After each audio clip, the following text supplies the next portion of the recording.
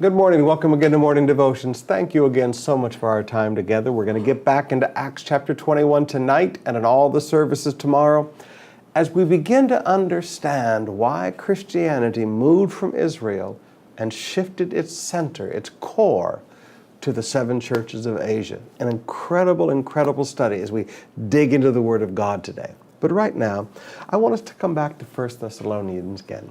The church of Thessalonica is one of my favorite churches to study, and there's reasons for that. In chapter 1, Paul begins to talk about them in verse 7. He says, "And so you became a model. You became a model to all the believers in Macedonia and Achaia." 2 great provinces of the Roman Empire. Macedonia, the poorest province of the Roman Empire, and Achaia, arguably the wealthiest province in the Roman Empire. He said, you became the model church. Now, that is a fascinating study, that this church became the church that all the other churches looked to. And they didn't look to them because they had the newest music or the coolest thing or the latest lights or the latest PA system or the coolest building. They became the model church because of their lifestyle. Now, let me just give you one of those hints. 1 Thessalonians chapter 4, verse 1. "Finally, brothers, we instructed you how to live in order to please God, as in fact you are living." Now, this is why they became the model church.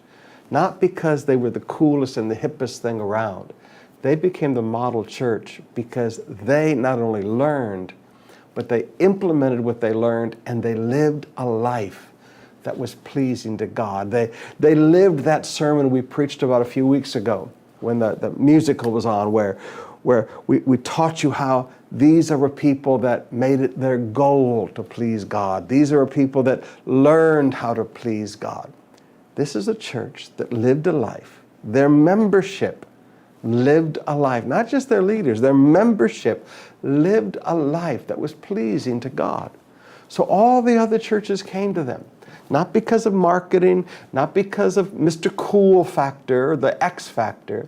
All the other churches came to them because the congregation lived a life that was pleasing to God. This is how to be a model church.